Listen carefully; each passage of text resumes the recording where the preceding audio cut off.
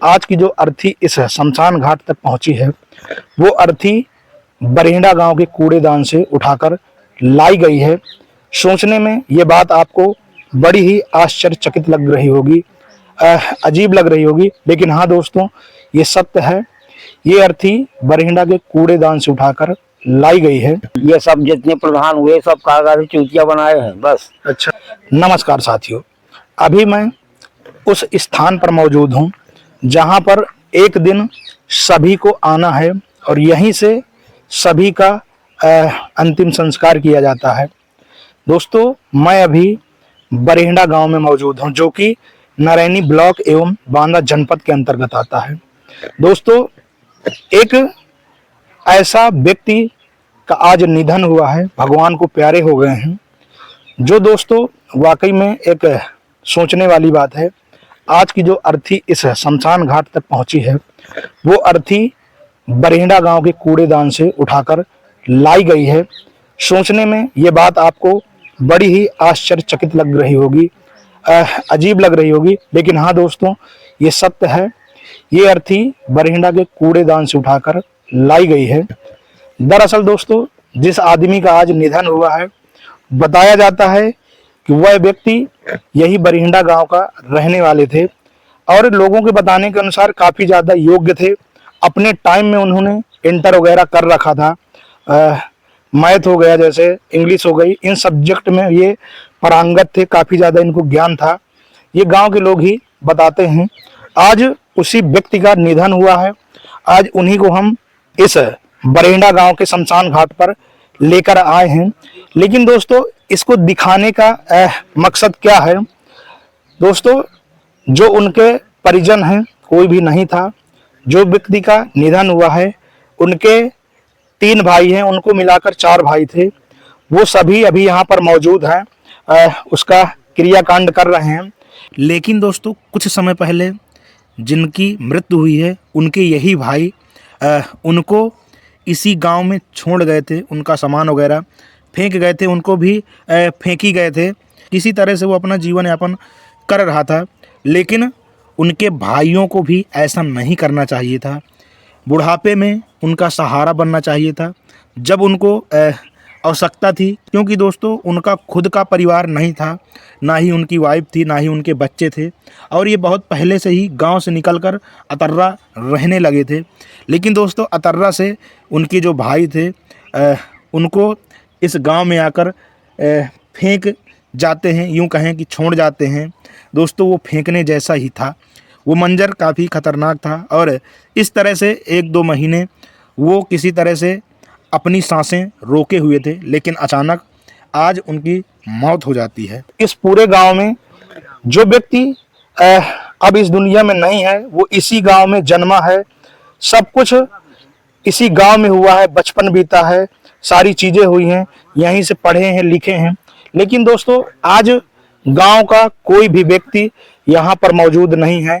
2-4 लोग हैं जो इस मिट्टी के साथ में आए हैं, बाकी उनके भाई हैं जो अभी साथ में हैं, उनके परिवार के हैं। लेकिन दोस्तों, क्या बचपन में इनके कोई दोस्त न रहा होगा? क्या पड़ोसी न रहे होंगे? सारी ये बातें हैं, लेकिन खैर कोई नहीं, ये अपनी अपनी मानसिकता की बात है। ये कौन कितना टाइम दे पाता है, कौन मिट्टी में आ पाता है कि नहीं आ पाता।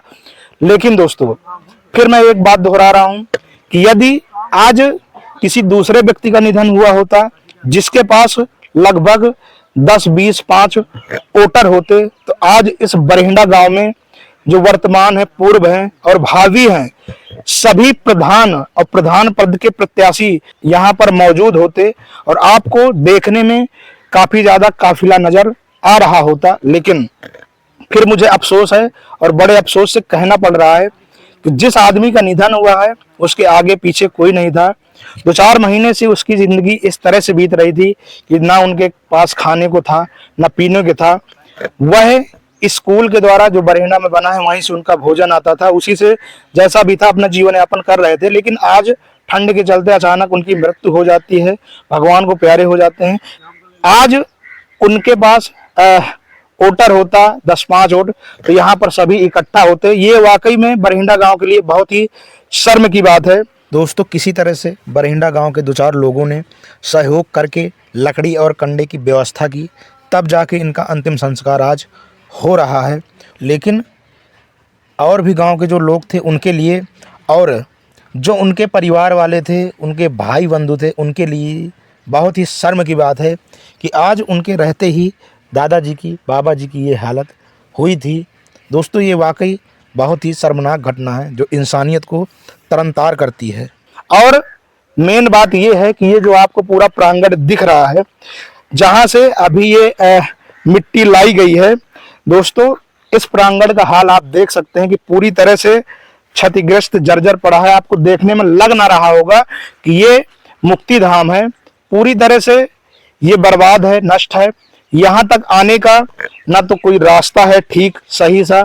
अभी तो दोस्तों थोड़ा सा पानी वगैरह सूख गया है, तो उसको यहाँ इस रास्ते से लाया गया है, लेकिन ये कोई रास्ता नहीं है। बरसात में ये भी लबालब भर जाता है और अगल बगल से सभी खेत लगे हुए हैं, लेकिन आज तक किसी ने भी कोई प्रयास यहाँ मुक्ति धाम बनवाने के लिए नहीं किया। और बरहेंडा गांव में जब जब कोई खत्म होता है, एक्सपायर हो जाता है, तो यहाँ तक लाने के लिए इसी तरह भारी कठिनाइयों का सामना करना पड़ता है। दोस्तों, आप लोगों से मैं एक सवाल करना चाहता हूँ, सिस्टम से सवाल करना चाहता हूँ, और यहाँ के जो नेता हैं, अधिकारी हैं, उनसे मैं सवाल करना चाहता हूँ कि क्या यहाँ पर मुक्ति धाम बनना चाहिए या फिर नहीं बनना चाहिए। इसी तरह गरीबों की, लोगों की हालत रहेगी। और क्या जो इस बरहेंडा गांव के प्रधान अभी तक जो भी हुए हैं, जो वर्तमान में हैं और जो भी प्रधान पद के लिए खड़े हैं, क्या उन लोगों को प्रयास करना चाहिए कि नहीं करना चाहिए। लेकिन फिर मुझे अफसोस के साथ कहना पड़ता है कि ऐसा प्रयास कोई करने को तैयार नहीं है। और आज आप देख सकते हैं, हम यहाँ पर एक मिट्टी के साथ हैं, लेकिन यहाँ पर आपको कोई नजर गांव का नहीं आ रहा होगा। हमारे साथ में गांव के 2-3 लोग हैं, मौजूद हैं, उनसे बातचीत करते हैं कि कैसे क्या मामला है, इनसे कुछ चीजें जानते हैं। हाँ, हमारे साथ चाचा जी मौजूद हैं।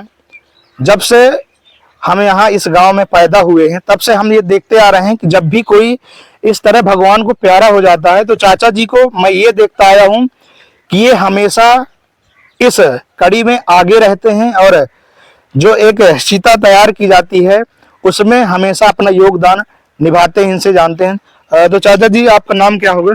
मेरा नाम श्री अर्जुन कुमार। तो आप यहीं के रहने वाले हैं, बरहेंडा के? हाँ, बरहेंडा का। अच्छा, तो आप अपने जीवन काल में लगभग कितने ये चिता बना चुके होंगे? 1000 चिता तो बना चुका। अच्छा, तो आपको इस काम से कोई डर भय नहीं लगता? कोई भय नहीं। और यहाँ पर मैं देख पा रहा हूँ कि बरहेंडा में मुक्ति धाम की कोई व्यवस्था नहीं है।